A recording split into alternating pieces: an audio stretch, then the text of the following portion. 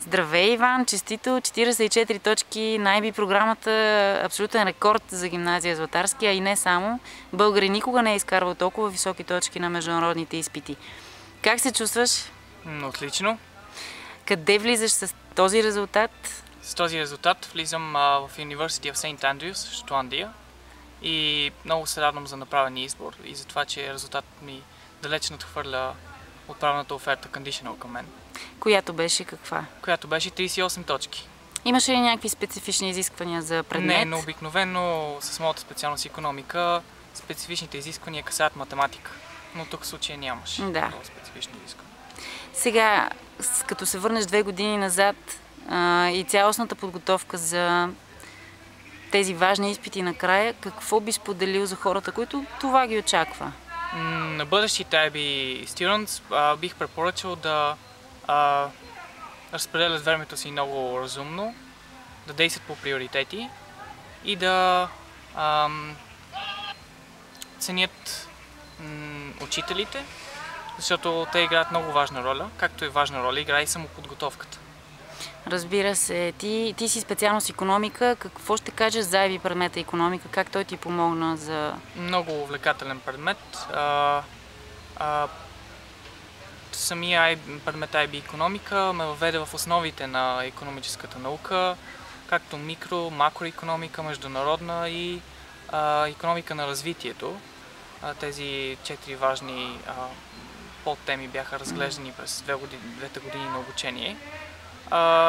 Много разнообразен материал, не малък като обем, но за сметка на това силно развиваща способността на човек да мисли.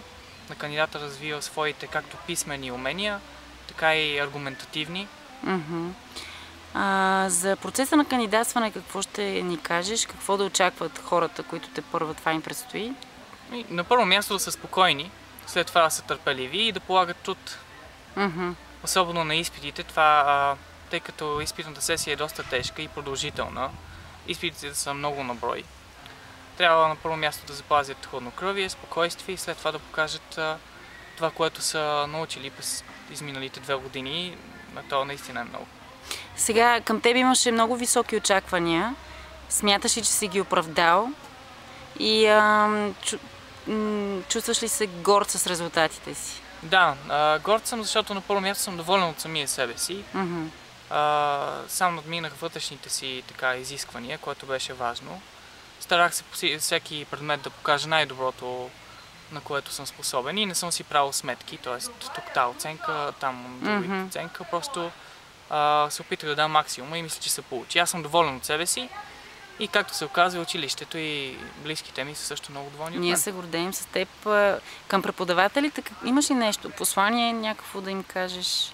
Да бъдат все така отзивчиви, да дават все така големи количества от собствената си енергия, от желание и ентусиазъм на самите ученици, защото наистина много помагат. Те играеха водеща роля наред с самоподготовката, но без тях естествено нямаше как да се случи. Препоръка от кой учител взе и защо за кандидатстването? Препоръка взех от учителя ми по икономика, тъй като плановете ми бяха такива по-отрано, че ще следвам икономика и си го бях набелязал като приоритет да взема препоръки по икономика. Да. Които ти помогнаха в последствие. Които, разбира се, помогнаха, да. Добре, нещо последно, което искаш да споделиш с нас? Да, на кандидатстващите в Обединеното кралство да подготвят внимателно personal statement-а си, да не бързат, да подбират внимателно думите си. Разбира се, ще получат в самото училище Златарски много добра подкрепа, но и те трябва да дадат своите собствени усилия и колкото внимание отделят на екстендед есето си или пък на TOK есето, още повече да се постарят за personal statement, защото наистина има значение. Благодаря ти, успех! Благодаря аз.